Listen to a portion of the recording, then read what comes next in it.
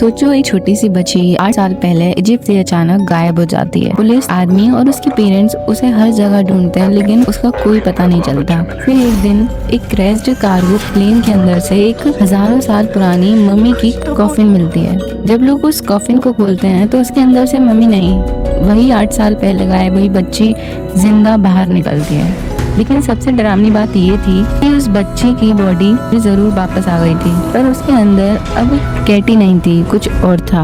और उसी दिन से कैनन फैमिली की जिंदगी एक ऐसे नाइटमेयर में बदल जाती है जहां हर रात मौत उनके और करीब आती जाती है। आज हम एक्सप्लेन करने वाले हैं नीम क्रॉनियंस द मम्मी 2026 की कंप्लीट स्टोरी। वीडियो को एंड तक जरूर देखना, क्योंकि एंडिंग में जो सेक्रीफाइस होता है पूरी मूवी का सबसे शॉकिंग मोमेंट होता है। स्टोरी हमें ले जाती है कैनन फैमिली के पास। आज से 8 साल पहले उनकी छोटी बेटी कैटी कैनन पेरेंट्स के साथ इजिप्ट ट्रिप पर गई थी, लेकिन उस ट्रिप के दौरान आर्कियोलॉजिकल साइट के पास कैटी अचानक गायब हो जाती है। पुलिस, लोकल अथॉरिटीज और रेस्क्यू टीम्स महीनों तक उसकी तलाश करती है। हर जगह सर्च ऑपरेशन चलता है, लेकिन कैटी का कोई नामो निशान नहीं मिलता। धीरे धीरे सब लोग मान लेते हैं कि शायद वो कभी वापस नहीं आएगी। लेकिन उसके पेरेंट्स, चार्ली कैनन और लैरिस्का कैनन, चार्ली उसके फादर थे और लैरिस्का उसकी माँ थी, वो लोग कभी उम्मीद नहीं छोड़ते। और 8 साल बाद एक कार्गो प्लेन डेजर्ट के ऊपर टेक्निकल प्रॉब्लम की वजह से इमरजेंसी लैंडिंग करता है। इन्वेस्टिगेशन के दौरान अथॉरिटीज को प्लेन के अंदर एक बहुत पुरानी और सील्ड सैरकोफेगस मिलती है, कॉफिन मिलती है।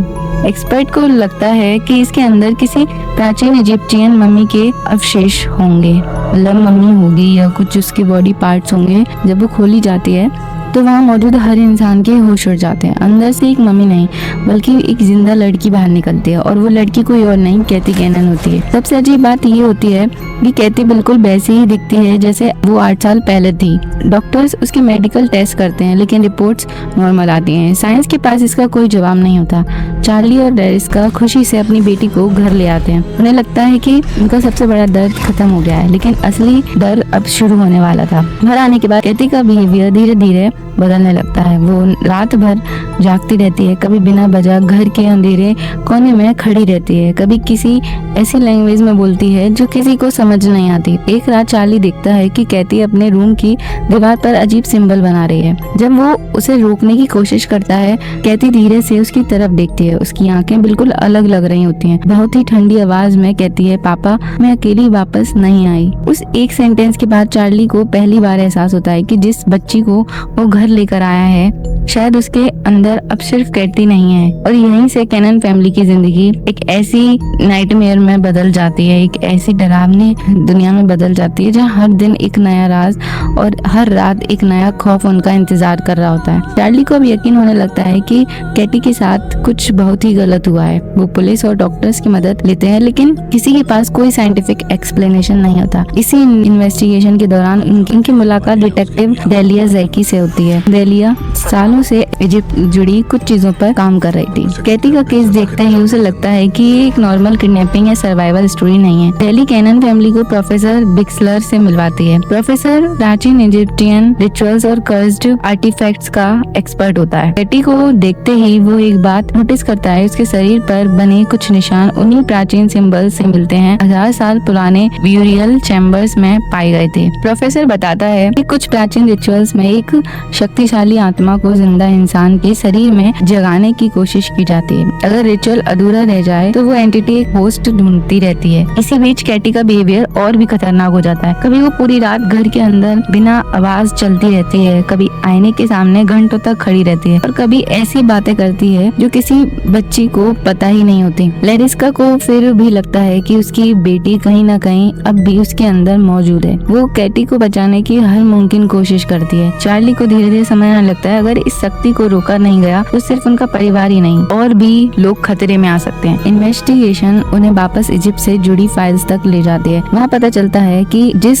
सैरकोफेगस से कैटी मिली थी वो एक आम मम्मी का कॉफिन नहीं था। उसे एक बहुत ही खतरनाक प्राचीन एंटिटी को हमेशा के लिए कैद करने के लिए सील किया गया था। अब चार्ली और डालिया के सामने सबसे बड़ा सवाल था, क्या कैटी को बचाया जा सकता है या उसके अंदर की शक्ति को रोकने के लिए एक बहुत बड़ी कुर्बानी देनी पड़ेगी। यहीं से मूवी अपने सबसे इंटेंस फेज में पहुंच जाती है, जहां कैनन फैमिली को हर फैसले अपनी जान से भी महंगे पड़ सकते हैं। अब चार्ली, डिटेक्टिव डालिया, जैकी और प्रोफेसर बिक्सलर को यकीन हो जाता है कि कैटी के अंदर मौजूद शक्ति हर दिन और मजबूत होती जा रही है। अगर इसे जल्दी नहीं रोका गया तो वो शैतान हमेशा के लिए दुनिया में आ सकता है। उस शैतान का नाम था नेस्मेरिनियन। प्रोफेसर बिक्सलर पुराने इजिप्टियन रिकॉर्ड्स पढ़कर एक आखिरी रिचुअल का पता लगाते हैं। उसके मुताबिक अलग करने का सिर्फ एक तरीका है, लेकिन उस रिचुअल की एक बहुत बड़ी कीमत है। रिचुअल के लिए किसी दूसरे इंसान को अपनी मर्जी से उस एंटिटी का नया होस्ट बनना पड़ेगा, होस्ट मतलब नया चारा बनना पड़ेगा। उसको किसी की जरूरत थी। ये सुनते ही सब खामोश हो जाते हैं। एरिस किसी भी हाल में अपनी बेटी को खोना नहीं चाहती थी। उसे यकीन होता है कि कैटी अब भी कहीं न कहीं उसके अंदर जिंदा है। उसी रात कैटी का कंट्रोल पूरी तरह उस शैतान के हाथ में चला जाता है। घर के अंदर अजीब घटनाएं शुरू हो जाती है। दीवारें हिलने लगती हैं, लाइट बार बार ब्लिंक करती है और हर तरफ वही प्राचीन सिंबल्स नजर आने लगते हैं। कैटी की आवाज भी बदल जाती है। कभी वो एक छोटी बच्ची की तरह रोती है और अगले ही पल उसके मुंह से सदियों पुरानी आवाज निकलती है। चार्ली को समझ आ जाता है कि अगर उसने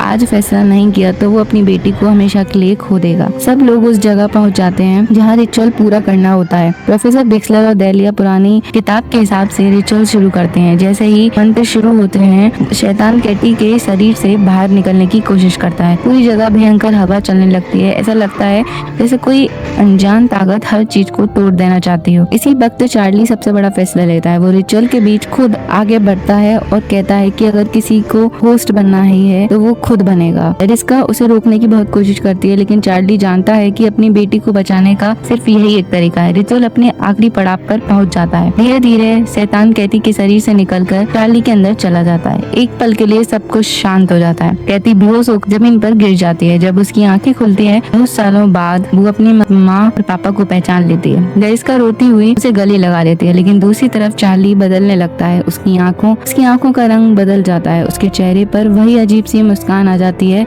जो पहले कैटी के चेहरे पर थी। मूवी यहीं खत्म हो जाती है। आखिरी सीन में एक पुरानी इजिप्टियन टॉम के अंदर वही सार्कोफेगस फिर से दिखाई जाती है। कैमरा धीरे धीरे उसके पास जाता है और अंदर से किसी के सांस लेने की हल्की सी आवाज सुनाई देती है। स्क्रीन ब्लैक हो जाती है। तो दोस्तों, अगर आपको मेरी एक्सप्लेनेशन अच्छी लगी हो तो वीडियो को लाइक करें, चैनल को सब्सक्राइब करें एंड शेयर करें। मैं नेक्स्ट एक्सप्लेनेशन किस मूवी पर लाऊं ये मुझे कमेंट में जरूर बताएं।